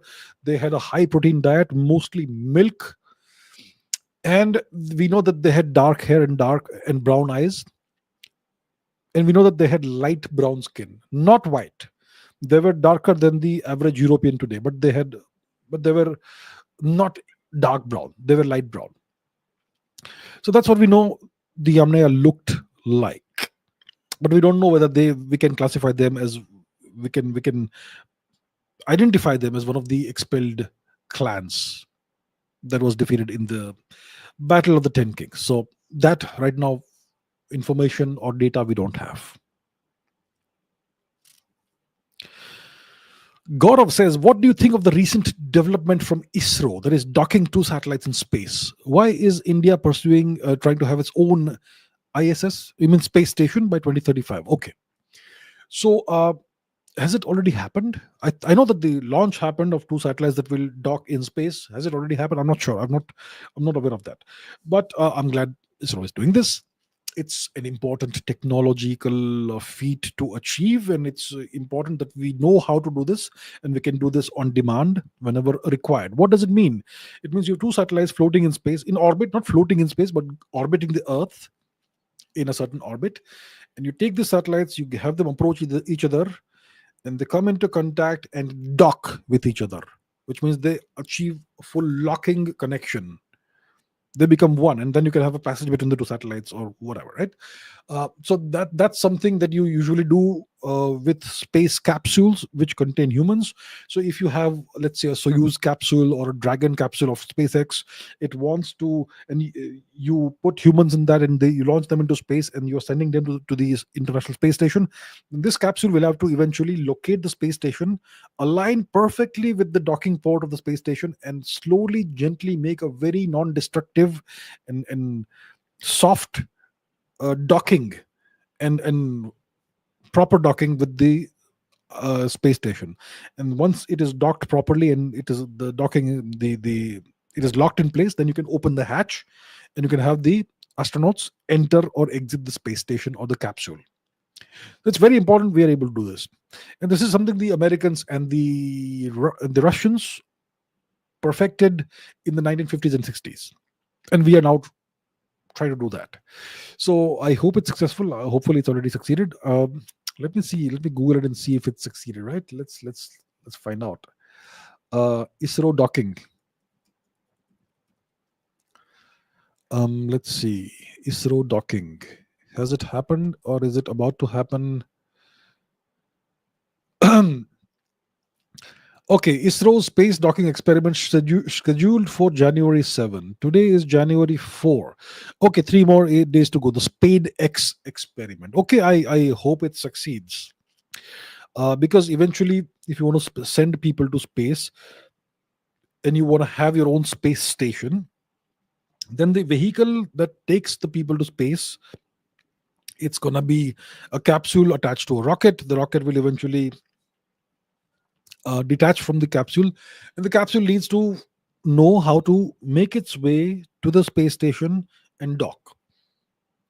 So that's very important for that know-how. The technology is very important for us to develop right now if we want to have a space station by 2035, which is like 10 years from now. So yeah, I hope it succeeds, and I'm glad we are taking this initiative. It's good. Why are we planning to have our own space station? Because we should have space capabilities. It's very important. Space exploration is very important from a national development perspective, from a geopolitical perspective as well. The 2 or 3 countries that will lead the world in space exploration in the 20th 21st century are the 2 or 3 countries that will actually be ruling the world. So it's very important we do this, and that's why we are doing that. Pranay Paul says, RT reports that Russia plans to deliver a nuclear power plant to the moon by 2033-35, and there are claims of a joint China-Russia venture for resource and territory claims on the moon by 2050. Meanwhile, Elon Musk reacted with interesting, sparking Western media panic. I'm not sure there was a panic, but okay. Can China and Russia truly collaborate in space while maintaining nuclear standoffs on Earth? How is the US likely to perceive and respond to this development? Okay. Yes. So the Russians are planning to set up a nuclear power plant on the moon by the mid 2030s. And China is participating in this venture, and so is India. India is also part of this thing. So it's interesting that Elon Musk says that he is completely bypassing the moon and going straight for Mars. He isn't interested right now in setting up a colony or anything on the moon. He wants to go straight for Mars.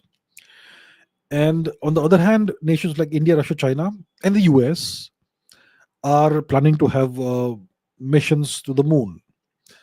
But Elon Musk obviously is a US citizen, and his company SpaceX is at the cutting edge of the US geopolitical initiative in space. So the US is actually targeting the moon as well as Mars. Through Elon Musk, they're targeting Mars, and through NASA, they'll be targeting the moon. But when it comes to India, Russia, China, we are taking baby steps. India has last year or something, we succeeded in touching down softly on the moon, Chandrayaan 3, right?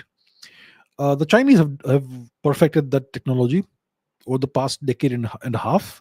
The Chang'e expeditions, they've even done sample return missions. So the Chinese are ahead of Russia and India. Russia was trying to land on the moon before Chandrayaan 3, but their lander sadly, very unfortunately, crashed. So it didn't succeed. So India and China have the ability to land on the moon successfully, softly, not a hard landing, not a crash landing, but a controlled landing. And Russia has, and all three are nuclear powers, and we all have nuclear technology. So it makes sense for us to collaborate. The Russians know how to miniaturize nuclear reactors. The Chinese also know that. India, we are working on that. So it makes sense for the three nations to collaborate. It's not a place where we are competing.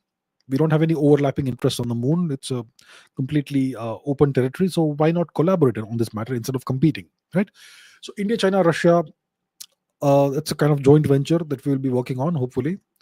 Uh, so why a nuclear reactor? It's not about nuclear weapons. It's about power. It's about power generation. Um, you go to the moon. How do you have enough power to sustain life? Right, you need to power your batteries, you need to power your oxygen generators and purifiers, air purifiers. You need to power, you need to have heat on the moon. The moon is a very, and you need to have cold when required, because the moon is an extreme environment, very high temperatures and low temperatures depending on whether it's day or night. So and if you want to have humans on the moon, you need to be able to do this. So you need a good, steady, reliable source of power, and you can depend on solar panels. But 14 days there's no sunlight, so then you will need batteries. So why not put a nuclear power plant there and take care of everything? And there's enough water on the moon to, well, to be part of the power plant. So it makes sense to have a nuclear power plant on the moon. So that's why the three nations are collaborating. The US will be watching this with a great amount of interest and maybe some amount of concern, because the US wants to be uh, on top when it comes to every single matter. So because it makes sense for them to do that. They are uh, the sole superpower, and they want to retain their hegemony in all matters. So they'll be watching this with a lot of interest and some amount of concern. Okay, the flying saucer says, what are my views on Elon Musk insulting the president of Germany and the chancellor on X or Twitter, and promoting a far right party as reported the German media? Yes, it's interesting. It's interesting. Elon Musk is currently actively involved in the politics of multiple countries. He has done this vis-a-vis Germany. He has he's Look, you could say that Elon Musk is a private citizen, and every private citizen has the right to express their opinions. Sure, but Elon Musk is not a mere private citizen, and he's no mere ordinary person. He's the wealthiest man on the planet, and he's one of the most powerful people in the world today. Now, people will say that he's wealthy, not powerful. Power and wealth don't correlate. Wealth doesn't mean power, and so on. But Elon Musk has ensured that he is now in a position of great power by aligning himself with the U.S. geopolitical interest. If you want to be powerful in a nation, all you have to do is to align yourself. First of all, be very wealthy, and then align yourself with the nation's geopolitical interests and geopolitical objectives and geopolitical activities. That automatically makes you powerful, powerful because the power center of the nation will then favor you. So Elon Musk, I would say, is now not just influential, not just wealthy, but also powerful, maybe even more powerful than the US president, possibly. And now when he says, and he's the guy who owns X, and when he says things about the internal matters of various countries, that has a very big impact. So he's promoting various political parties, his favored political parties in other nations, that one could argue could amount to US interference in the internal affairs of that nation. But that's no big deal, because it always happens. The Americans have always been interfering in the internal affairs of various nations. So Elon Musk is right now actively participating, let's say, in the politics of multiple nations. One is Germany. Secondly, I'm not sure about Canada, but definitely the UK. Definitely the UK. But and he has gone all out against the current Prime Minister of the UK, who deserves it, I would say. He was the crown prosecutor. He was the crown prosecutor. He was the head of the Crown Prosecution Service, or whatever it's called, at the time when they were covering up what was happening in Rotherham and those that grooming epidemic that probably still exists in the UK and that sort of thing. So that guy is a complete crook, Keir Starmer, and Elon Musk is going after him. But you could say he's interfering in the internal affairs of the UK. So Elon Musk is actively involved in the politics of multiple nations. My question is, when is he going to get involved in the internal affairs of India? And are we going to allow that to happen if he chooses to do that? So yeah, interesting times. Social media is becoming a tool of has long ago become a tool of election interference and interference in the internal affairs of nations, and it can even affect the results of elections, as we know quite well here. Okay, Krishna is from Nepal. Since the US has this is a question from Krishna from Nepal. Since the US now has two proxies, Pakistan and Bangladesh, to combat India, and Nepal also has a significantly long border with India, and the US also knows this. And here in Nepal, the government seems to be inclined towards China. Yes. How do you see Nepal being interest of India, China, and the US, all top nations? Are we doomed? Is Nepal doomed? Is the question. Interesting question from a Nepalese perspective. So let's do a thought experiment. Let's assume that every nation is selfish and doesn't care about Nepal. Okay, let's assume that the US doesn't care about Nepal, India doesn't care about Nepal, China doesn't care about Nepal. All these countries only care about their self-interest. And Nepal is simply a geopolitical pawn on the chessboard for these nations. Let's assume that. Okay, I'm not saying it's the truth, but let's assume it. Let's see it from the worst case scenario perspective.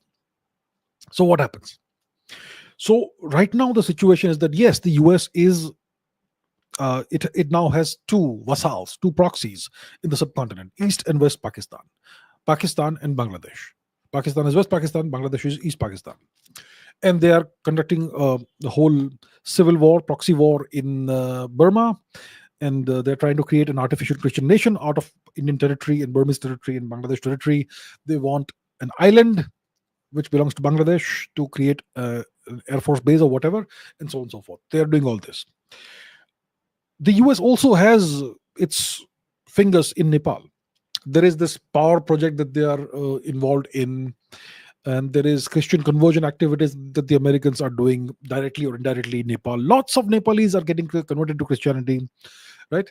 So the US is doing that in Nepal.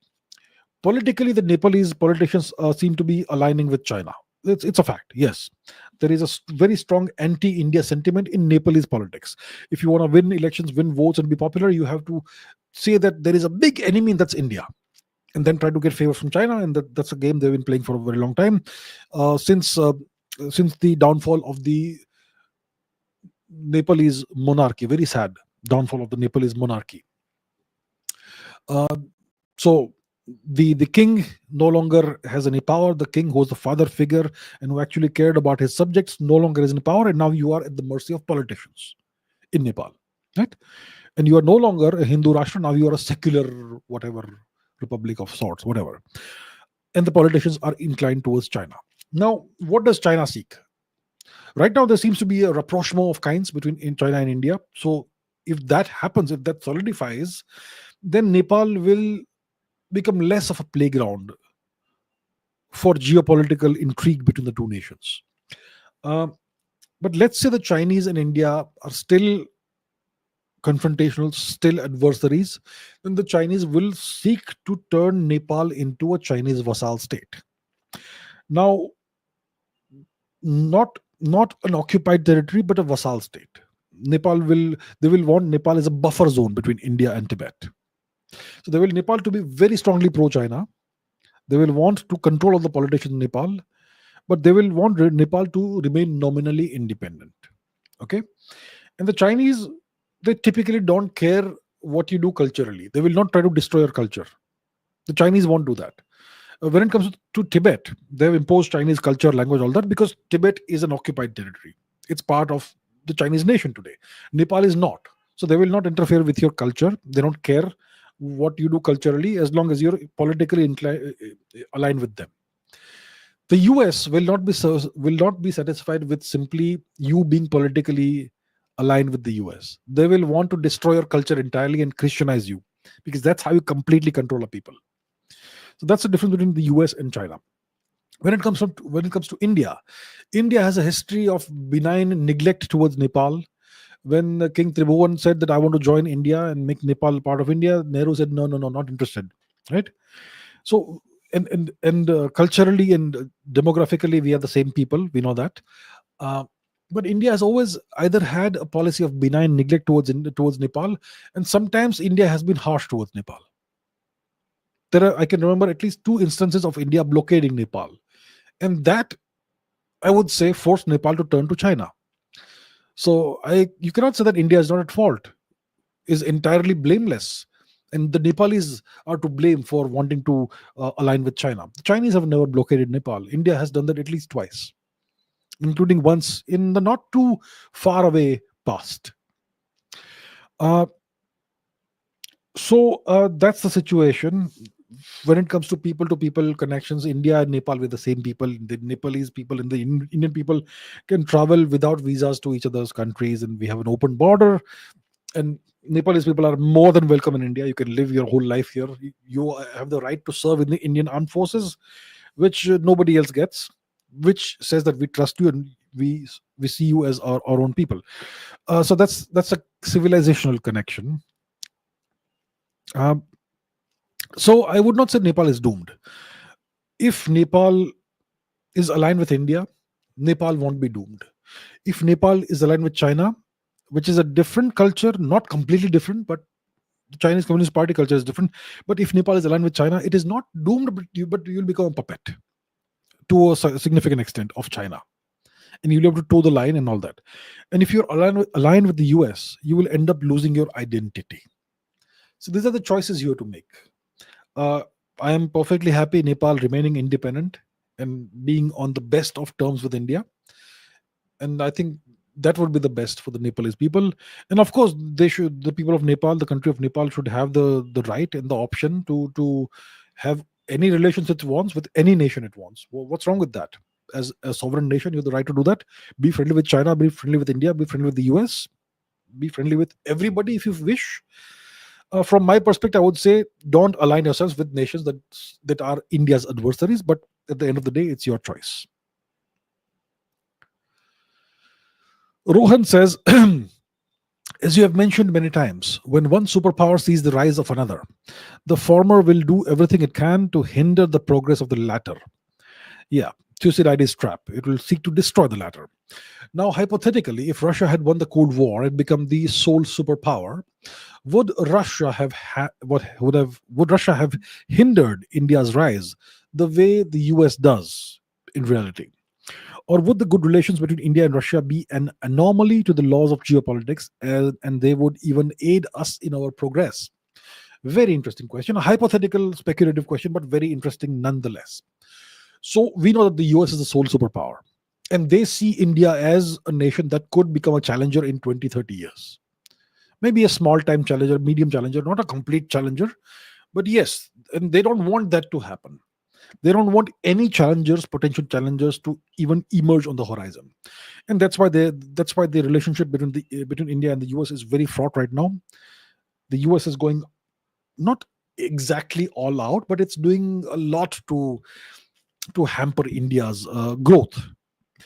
So many examples, jet and the refusal to the delay of in delivering jet engines, significant delay despite having a contract, despite having signed a contract, and so on. So many things. I just gave one example. So the US is kind of going after India, and they don't want to see India grow and reach its potential. That much is very clear, right? What if Russia was the sole superpower? So if Russia was in the position that the US is in today, how would it have behaved when it saw that India is a growing nation, India is, let's say, a rising nation, and it could become a great nation in the future? Would they also do the same? Would they also behave in the same way? That's a very interesting question. Would they also have done that? I think there's a fundamental difference in the mindset, culturally and mentally, psychologically, between the mindset of the US and the Russians. Nations as an entity, a nation as an entity has a character and a personality and a psychology and a psyche. And nations differ from each other like two people differ from each other. And the US perspective on things is very different from the Russian perspective of things. The way the US does things is very different from how the Russians do things. So, um, if the Russians were the sole superpower and there was a rising India, they would ask themselves, is India a competitor? Is India an adversary or a rival to Russia? And we have never been rivals. We have always cooperated. So they would have said, okay, fine. This country doesn't seek to destroy us. It doesn't seek to replace us. It simply seeks to rise to its fullest potential. But if you look at history, if India rises to the fullest extent of its potential, it becomes the greatest economy in the world, the largest economy in the world, which India was historically for the longest amount of time. That would be a long-term threat for Russia, because when you have the largest economy in the world, you become a military power, the largest power, and then you can become a threat. So Russia would also seek, I would imagine, in that situation, to hamper India's rise. It would also seek to do that. But will it take the same approach the Americans are taking? The Americans seek to fragment India. The Americans seek to balkanize India. And one of the best ways of doing it is to do demographic and religious re-engineering of the population on an industrial mass scale. So the Americans use Christianity as a geopolitical tool, as a tool of interference, right? Christian conversions. The Russians would not do that.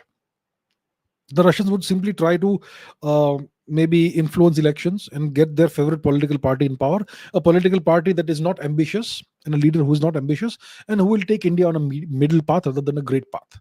That's what the Russians would do. They would have ensured that they will interfere in the internal politics of India, and they would have cultivated political parties and made sure that such political parties are allowed to come to power, who are completely aligned with Russia and who will not have huge ambitions of making India into a superpower.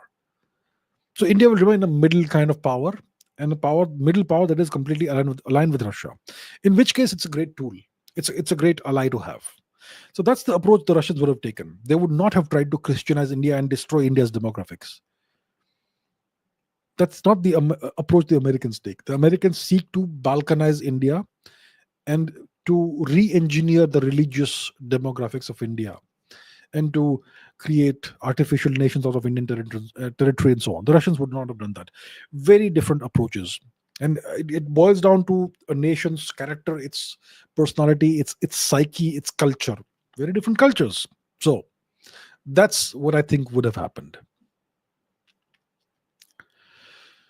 Mr. 88er says, how do these missionaries convert people or a group of people forcibly to Christianity?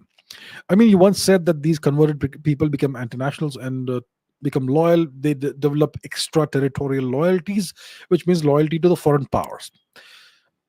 But how exactly does this process play out in such a way that the person literally abandons their nation's culture, customs, values, and traditions? Look, missionaries, they don't convert people forcibly. The purpose of a missionary is to convert people without using force. That's what missionaries typically do in today's world. Historically, missionaries like so-called Saint Patrick, who patron saint of Ireland, they indulged in cultural destruction and all kinds of arm twisting activities and whatnot. Brutal tactics to convert entire populations. Today, it's all whitewashed, and they are made to look like one single guy coming and convincing the whole of Ireland to sort of overnight become Christian. That sort of thing that's the portrayal today. When it came to the spread of Christianity in Europe, it was done brutally by force. Read the book. What's the book? So many books, I can't remember the name. The Darkening Age by Catherine Nixie, and she tells you how it happened. Brutality. It was done by force. The Northern Crusades and the destruction of the old Indo-European religion in various parts of Europe, all done brutally. But in today's world, when the Christian missionaries go to Africa, when they go to India, they go to nations, they seek out population groups that are impoverished, dis uh, impoverished and economically backward, and they target those groups first. So there is this thing called the Joshua. Let's Google it, shall we? Joshua Project. Joshua Project. Um, Joshua Project. So this is a missionary. This is an initiative that seeks to Christianize the world. Okay. So yeah, see, India is very important there. India. Let's see what they have to say about India. Number of people groups 2272. They have categorized 2272 groups, out of which they say that about 2000 something are unreached by them, by Christianity. Progress level is very bad. Unreached population, largest religion, the evil Hinduism. Christian adherents, they say, are 2.22%, which is a lie. Evangelical annual growth rate is only 4%. Globally, it's 2.6. Oh my God, they're doing well in India. And Urdu language. And they will typically go after these, people, these either tribal people or people who live as nomads, or people who suffer from poverty and so on, and they will give them inducements to convert to Christianity. Various kinds of inducements. Let's see states. Let's take a look at, for example, Manipur. What does the Joshua Project have to say about Manipur? Buddhist 2%, Christian 39.8%, Hindu 43%. That is according to the 2011 census, which is a lie. Now, if you look at look at how many ethnic groups they have identified in Manipur. Okay. Now, Kukichin is. Let's go to the Meitei. Okay, even among the Meiteis, they have multiple groups: Meitei, Manipur Muslim, Meitei Kshatriya, Meitei Thanga, Meitei unspecified. Let's look at the Meitei unspecified. What does they say about the Meitei? The unique feature is that blah blah blah blah blah. What are their beliefs? What are their needs? The Meitei people need the chance to allow Jesus Christ to bless them far above what they can ever imagine, and so on. And there are scripture prayers for the Meitei unspecified in India and whatnot. Okay, there you have it. Okay, this is enough. I'm not going to do more of this. So the point is, they don't seek to convert people by force. They seek to convert people by either tricking them or by giving them financial and other inducements. Let's say you convert to Christianity, then you can identify yourself as a minority. Then the government of India will give you inducements. They will give you reservations, and these people will also give you various kinds of inducements and all that. It used to be earlier just sacks of rice, but now there are other more sophisticated inducements that they give you. So it's a multi-pronged approach. The government of India helps them a lot, because if you become a Christian, then you get reservations and all kinds of things. You can identify as a minority. You get certain rights that only Christians or minorities get and Hindus don't get. So there are all these incentives that the government of India itself gives to convert out of Hinduism, and that helps the missionaries. But if they go to other nations, they will find other challenges, and they seek to do this without using force. So let's say you are in a nation that is very poor, very low capita GDP, low per capita GDP, and these guys tell you that you convert to Christianity, you give up your old culture, and we will ensure that you have enough food, your children go to school, we'll construct a school, and we'll allow only kids of families who have converted to come to the school. And once your kid grows up, we will ensure that they get a job in the government, because the government is also captured by them, and we'll ensure that you never have to go hungry. All those things they will tell you. So they will happily convert just to ensure that your family survives, right? So this is something that they are able to do because of poverty. They did the same thing in Japan, in China. The Chinese called them rice Christians, those who converted for the sake of the grain, the bags of rice, and so on and so on. So that's how it happens. And So once you convert and you are completely under the control of these people, you will develop loyalty to them, because you will tell yourself, you will imagine that, you know what, my country didn't take care of me, my people, my rulers didn't take care of me, but these white saviors or whoever they are, they have ensured that I get what I really deserve, so why should I not be loyal to them? That's how it is played out, that's how it is done. And that's happening right now in the subcontinent, in especially in India and in Nepal. They've done that all over the world. The whole of Africa is either Muslim or Christian. Very little of the original culture survives. They've done that in Southeast Asia, especially in the hill regions. The so-called montagnards of Cambodia, Laos, etc., were all converted. The various tribes that live, the tribal people who live in Burma, the so-called Cookies and whatnot, all of them have been converted 100 years ago. They did the same in Nagaland, various other parts of far east of India over the past 7 8 decades, and it's a process that's ongoing. Their objective is to ultimately convert the whole of India to Christianity. Arjun Sinha says, "What is the timescape model, and why are people predicting that this model will end the dark matter theory?" Okay, timescape. So timescape doesn't. It's not about dark matter. It's about dark energy. So first of all, what is dark energy? Dark energy is this energy that is hypothesized to permeate space time across the universe, and it is this mysterious force or substance that is believed to be behind that is believed to be the driving factor of the expansion of the universe, the accelerating expansion of the universe. Okay, that's dark energy. And dark energy accounts for roughly 70% of the mass energy composition of the universe. About 24-25% is dark matter, which is a different thing. And whatever we see, all the luminous matter, is about 4.5, 5% of the universe. Roughly, very roughly, I'm telling you. Now, what is this timescape model? So this model of dark energy, all that, is the lambda CDM model, the standard model of physics.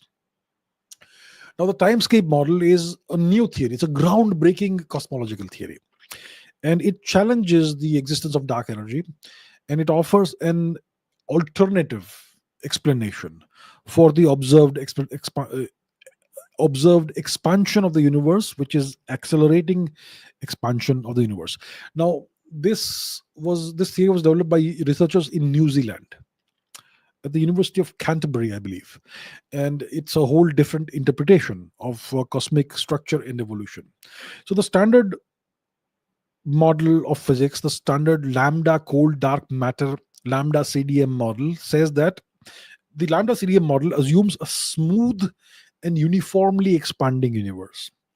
But the timescape model takes into account the granularity or lumpiness of cosmic structure.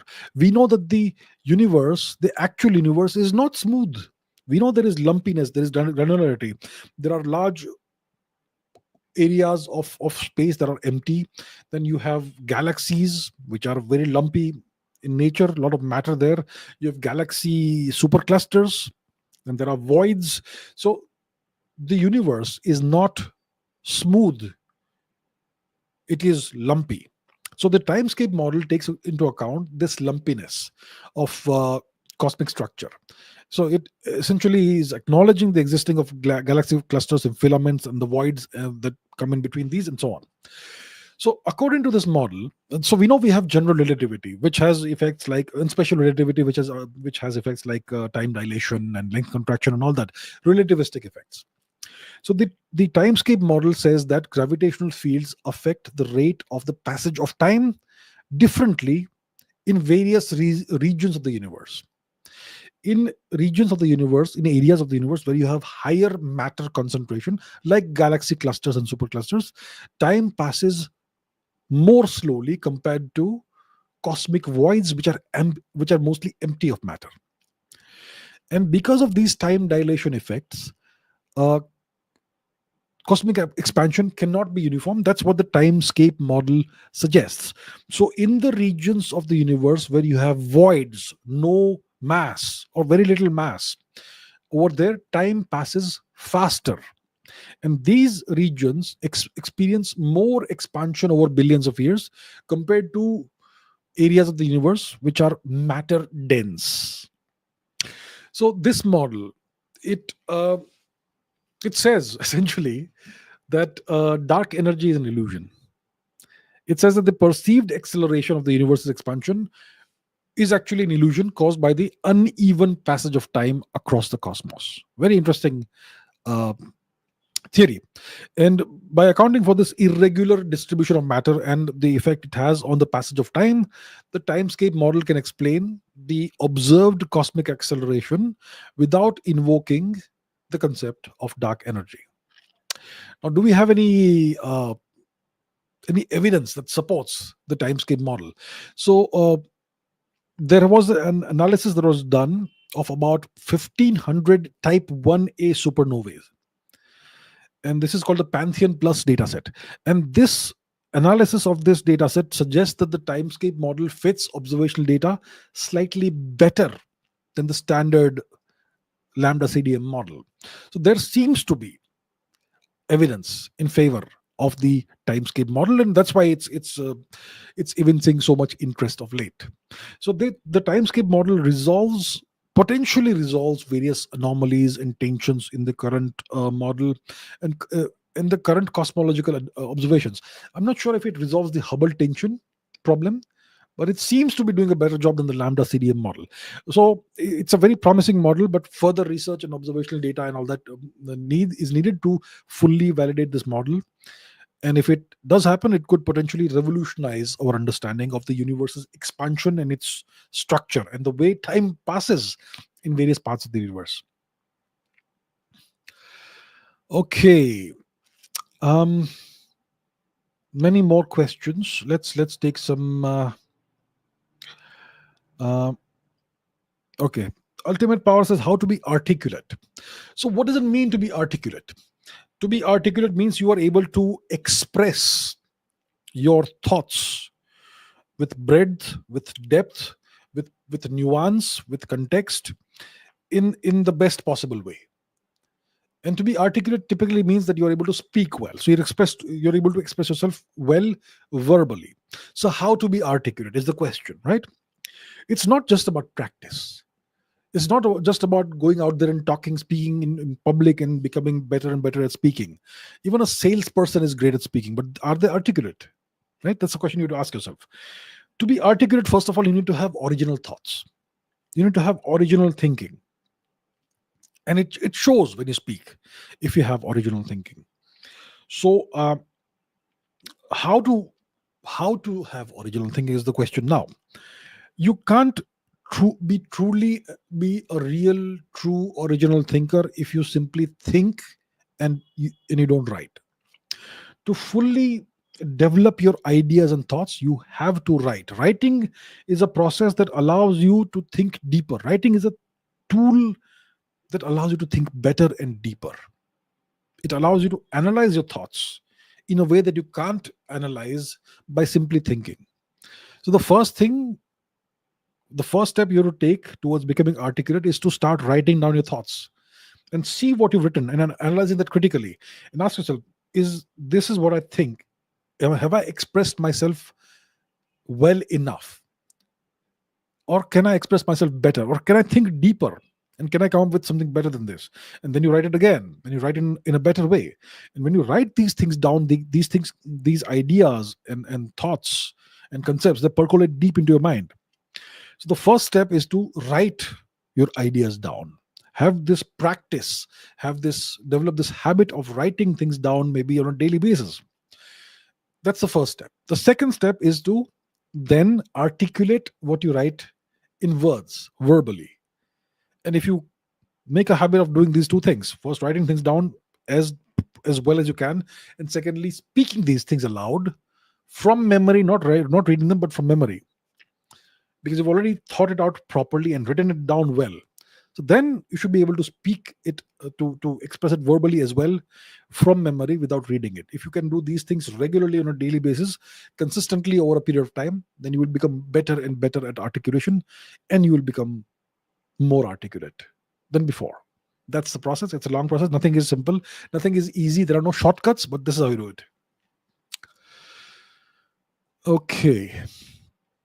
Photo here, one Patel says, across many nations, we see that men have short hair and women have long hair.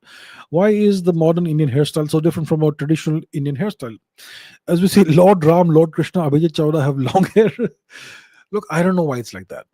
It's strange, isn't it? That women and girls generally have long hair, at least shoulder length or whatever, or longer. And boys and men typically have short hair. Why is it so? If you look at India's historical sculptures and carvings of men as well as women, you see that both have long hair. So Indian men historically, traditionally used to have long hair, either shoulder length or more. How did we end up being the way we are? That the vast majority of boys and men have short hair. It's just a custom now. I think and you see this in the West as well. Historically, in the West, I think at least the nobility and the aristocracy of the Anglo-Saxon people used to have long hair. If you see paintings of various people who generally are nobles and aristocrats, you see long hair, shoulder length or longer. I would imagine the peasants, the unfortunate peasants and the lower classes would have had short hair because they used to engage in manual labor, and long hair could be an impediment, perhaps. And maybe over time this thing spread to everybody. Perhaps I'm just guessing. I don't think anybody has done a sociological analysis or a socio-historical analysis of how this practice of men keeping short hair emerged. But I get the feeling it came from the West. That's the feeling I get. I'm not really sure, but it's an interesting question you've asked. So traditionally, Indian men and women both had long hair, and somehow this practice came into our society, and now it's a norm for men and boys to have short hair. I choose to buck the norm, buck the trend. All right. Okay, let's take some questions. I have many more questions from the comments, but let me take some questions from the live chat from all my viewers who are watching right now. Let us see. Okay. Okay, let's take this question by Karan. Does the existence of water in solid or liquid form imply the existence of life on any planet? There are many planets on which water probably exists. Planets or moons. We know water exists on Mars in the solid form. We don't. We haven't seen too much evidence of it being liquid. Maybe once or twice, but it's mostly in the solid form. Ice, water, ice, Martian polar regions, and under the soil. Uh, we know there's water on the moon, significant quantities of water on the moon. We know there is water on various moons in the Jupiter and Saturn moon systems. Enceladus, Europa. There could be a water ocean, subsurface water ocean on Pluto as well. Could be. So there's plenty of places where water exists. Does it imply that you have life in these places, on these planets or moons? It doesn't necessarily mean there is life. But if there is liquid water, I would say that there's a higher chance of Earth-like life existing there. Earth-like in something like microorganisms or something like that. There's a higher chance of life that we kind of understand. The kind that we understand of it existing there. But it doesn't guarantee that life is there. Okay. All right. Other questions. Anshit says, will Canada merge into the US in the upcoming future? It could happen if Mr. Donald Trump decides that this will happen. Then there's little the Canadians can do to stop this from happening. They don't have any armed forces of their own, and they have a bad government, a bad system. Maybe maybe they'll be better off being one of the states of the United States, maybe the 51st state, or maybe multiple states of Canada becoming part of the US. So if you look at Canada today, you have, what states do you have? Provinces: Alberta, Saskatchewan, Quebec, of course, and whatever else. 3-4 territories I can think of right now. Maybe these could become American states, or maybe Canada could become a territory like Puerto Rico, and so on. It could happen if Trump decides that it should happen. And if it happens, maybe it's good for the Canadians. Okay. Harsh Bagel says, I have a theory that an atom has a world in itself. Okay, interesting theory. Please, if you think this is a viable theory, please develop it mathematically. Because science is all about mathematics. Everybody has ideas, everybody has theories. But if you want to pursue the theory to its logical conclusion, you have to develop a mathematical model that incorporates what we know of the universe, and then through that model you try to see if your theory or idea does it uh, is it compatible with what we already know of the universe. So it's nice to have a theory, and I'm glad that you're thinking along these lines and trying to think differently. But to really develop the theory, you have to develop a mathematical model of this theory. So I'll be happy if you do that, and I'll be happy to see it. Okay. Mm, South Korea, I have no. Okay, Mr. 88 says thoughts on South Korea situation. They recently impeached their acting president. What is the deep state planning? Doesn't matter. Look, no disrespect to South Korea, but South Korea is not a very important nation. It's first of all, it's not a sovereign nation. It's under permanent U.S. military occupation, just like Japan is. Dozens of permanent U.S. military bases on South Korean territory, um, and they are not that significant geopolitically. So I have not really been following what's happening in South Korea. I was about to take a plane. I was about to take off on a flight when I heard the news that this coup had happened. The South Korean president had done a coup, an auto coup. It was a 5.5 hour flight, and by the time I landed, once I landed, I found out the coup had failed. So it was a very brief coup, and looks like the guy has now been impeached. It makes no difference. Look, it doesn't matter who is ruling South Korea, whether it's Mr. X or Mr. Y or Miss Z. It doesn't matter. At the end of the day, the South Korean government is going to behave the same. It is permanently and completely aligned with the objectives of the US. It doesn't matter who is the acting or non-acting president, whether there's a president or a dictator or there's democracy or autocracy, doesn't matter at all. It's a nation whose sole existence is to serve US geopolitical interests in the region. So that's what matters. And once you understand that, you don't care anymore about what happens internally, politically. It doesn't matter. It's all managed. Right. Let's see some more questions. Okay, Amisha asks an interesting question. Do you think aliens will understand the golden record? So what she's asking is this. Let's go to Google and it's the Voyager golden record. That's what she's asking about. Voyager golden record. Let's put that on the screen. This is so these are phonograph records that were included aboard. Let's take a look at what NASA has to say. The golden record. So the Voyager spacecraft were launched in 1977. They carry a unique time capsule along with them into interstellar space, and dental metal plaques identify the time and place of origin for the benefit of other spacefarers that might find them in the distant future. A time capsule intended to communicate the story of our world to extraterrestrials. A phonograph record, a 12-inch gold-plated copper disc containing sounds and images selected to identify the diversity of life and culture on the Earth. Natural sounds, thunder, birds, musical sections, blah blah blah, and so on.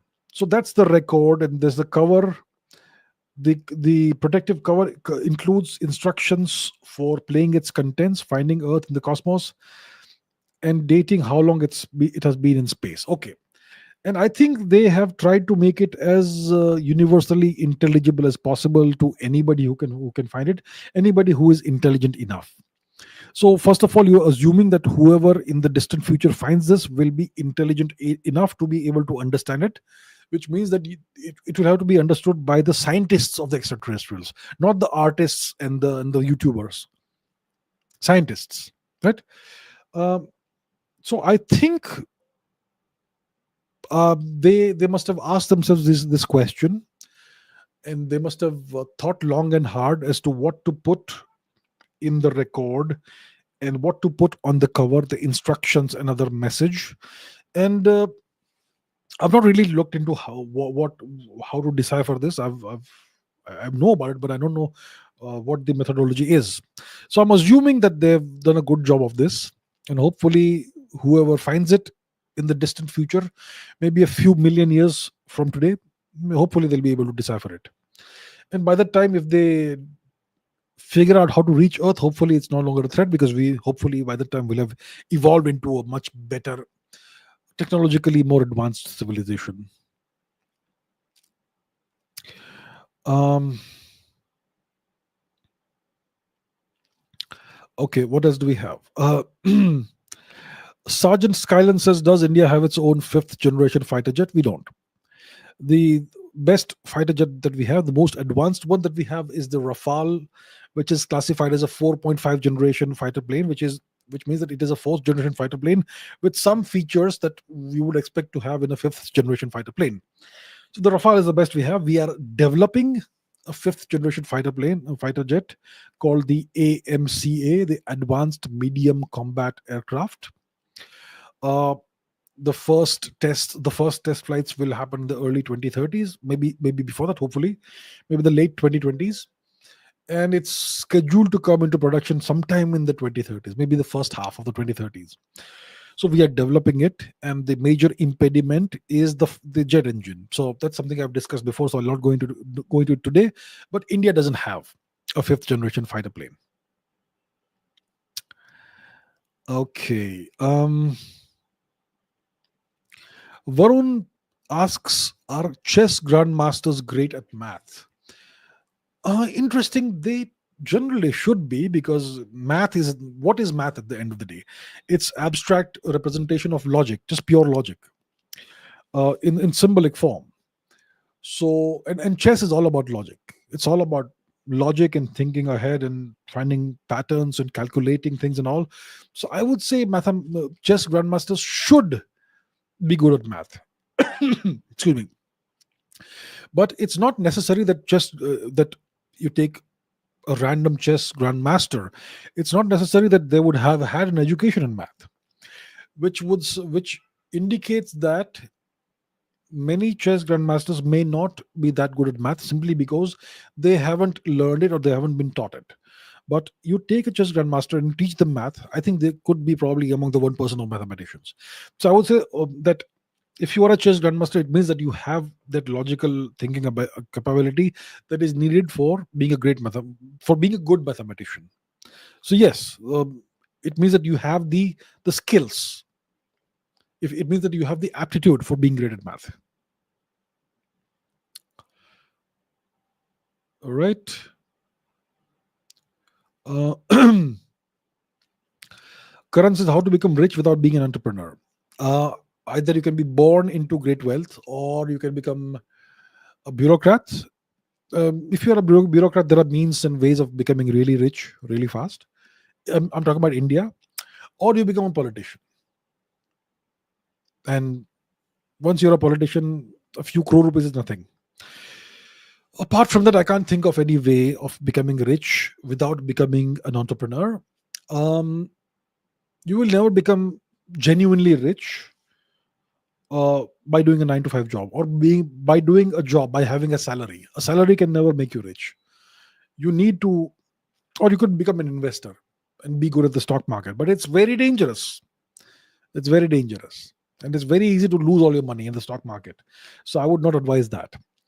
The the cleanest and safest way, not safest, but the cleanest way of doing it is by becoming a business person, an entrepreneur, by opening a business, maybe. And it's very hard to do business. Okay, it's very easy to fail and lose money. So it's all about risk. So you have to take, essentially you have to take risks to become rich, and for that you have to be a business person or an entrepreneur. Otherwise you take the safe way and become a bureaucrat or a politician. Even then you have to have some talent, obviously, at that. McLevin says, "Are you aware of the Chinese credit course score system?" Yes.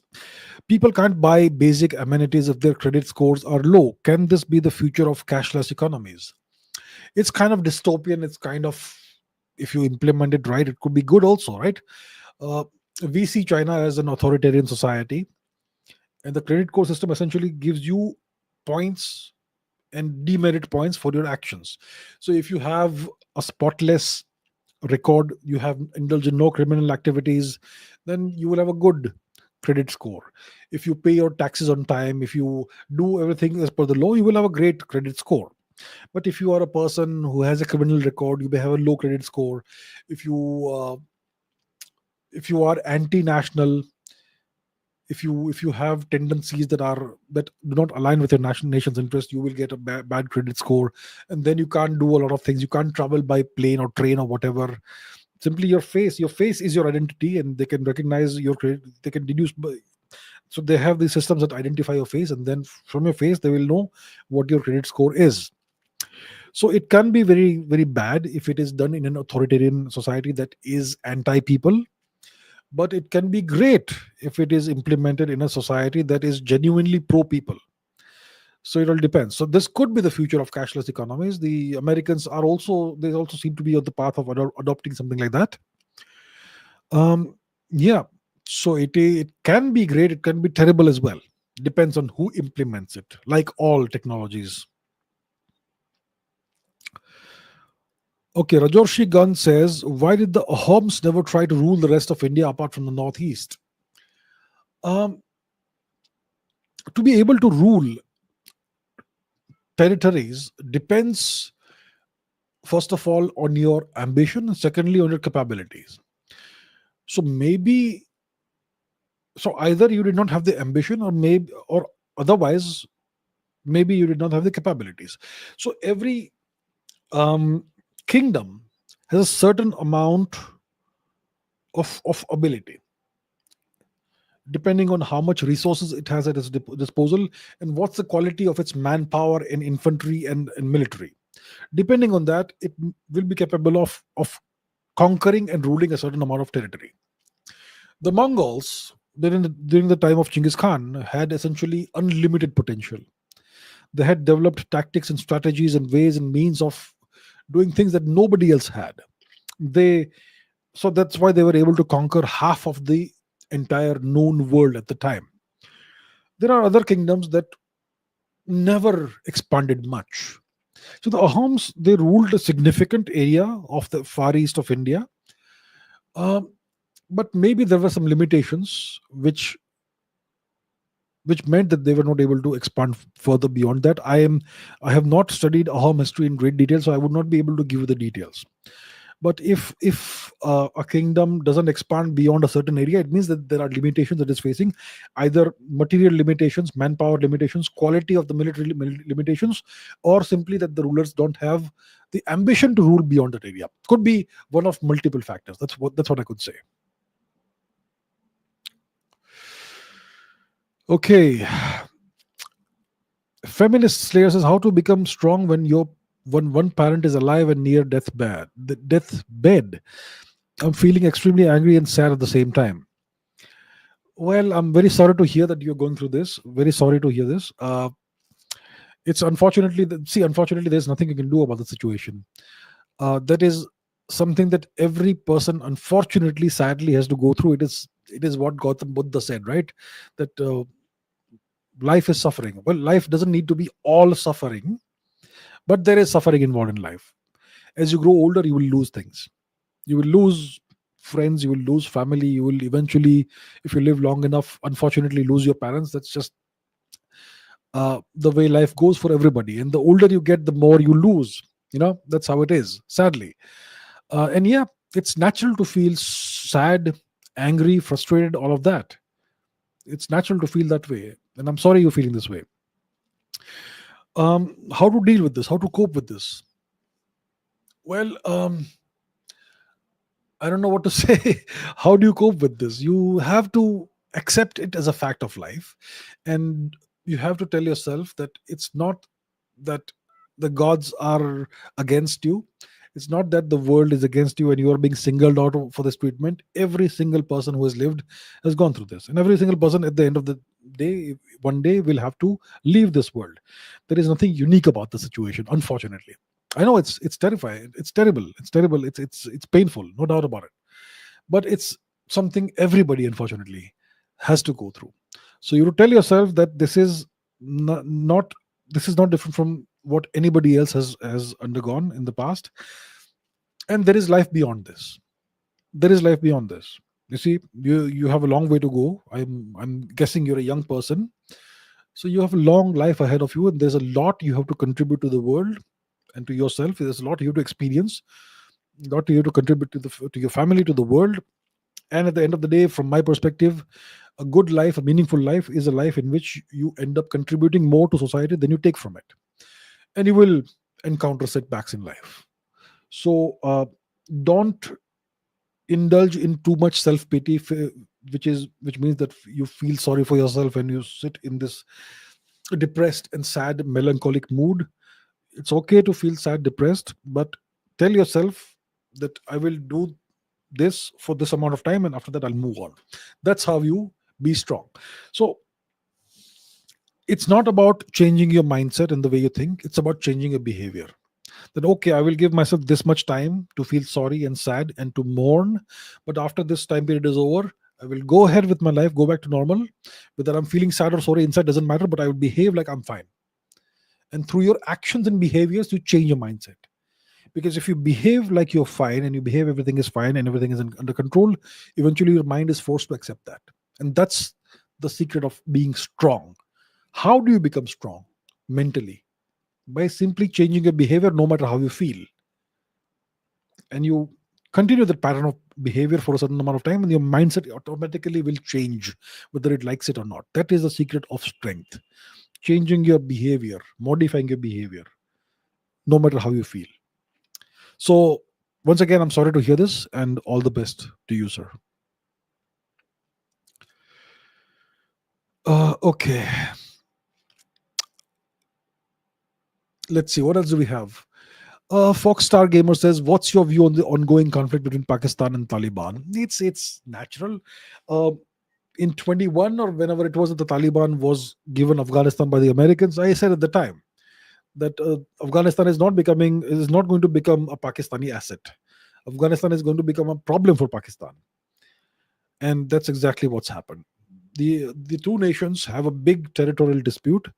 Afghanistan claims a large chunk of Pakistani territory that goes back to the time to the and the root of this conflict goes back to the 1800s, and the Afghans claim the whole of Khyber Pakhtunkhwa, most of it, as their territory. And the people of Khyber Pakhtunkhwa also seek to reunite with Afghanistan. So Pakistan has a big headache on its hands, and the Pakistanis have always treated the Afghans, the Pashtuns, rather cruelly and brutally. So there is this thing. So I am not surprised. This thing, and the problem is that Afghanistan isn't strong enough to really hurt Pakistan too much.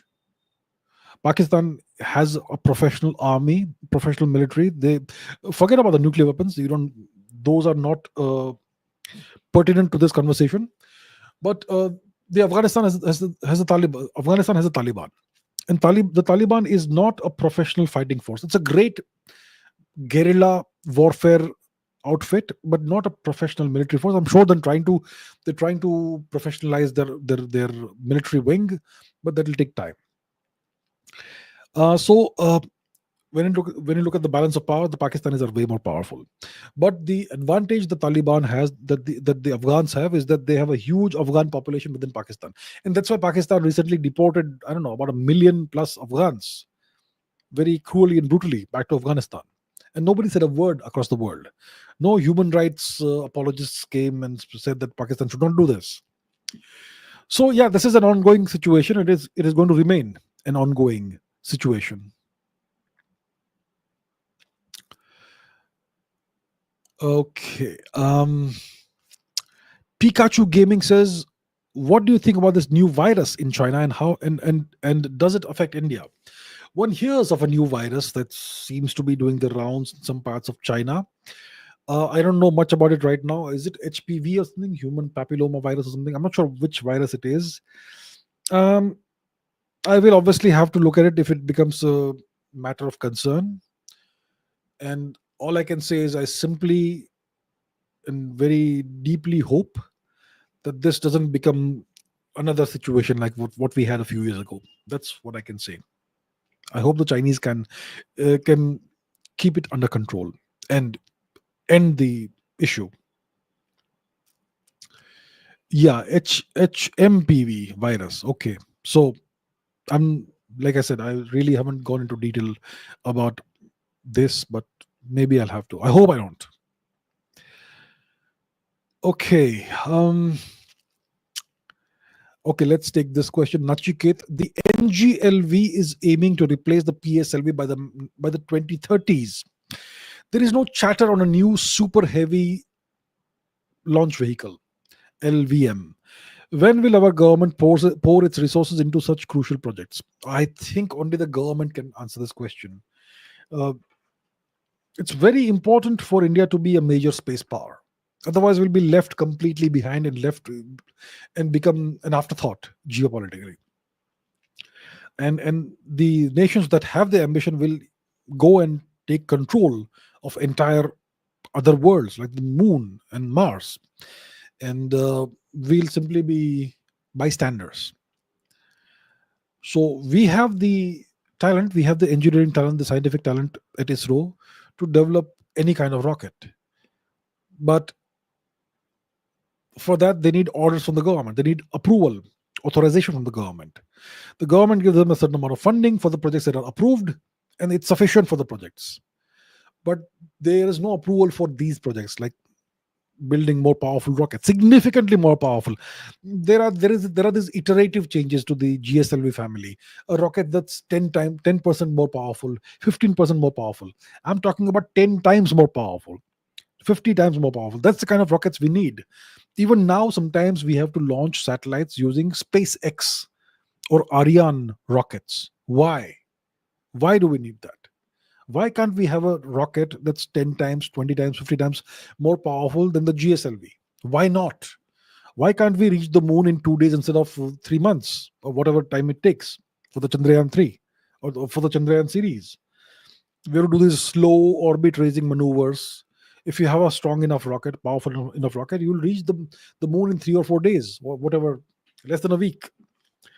So our political class simply doesn't seem to have that ambition. And it's not like we don't have the money, but the money is being spent in other things, freebies for various people who may or may not be deserving of those freebies, and so on. Anyway, that's a question that only the politicians can answer, only the people who rule the country can answer. I unfortunately cannot answer it. If I had a choice, I would definitely ensure that India would that ISRO would be in the process of developing much more powerful rocket technology, including reusable rockets. But we're not even doing that. So that's where we are. Okay, on that note, I'm going to end this session. It's once again crossed 2 hours, 13 minutes. So thank you so much for all the questions. Apologies to those of you whose questions I could not answer this time. And I'll take many more questions in next week's episode. Until then, take care, keep asking questions, and as always, keep raising your standards. Thank you. See you soon. Bye.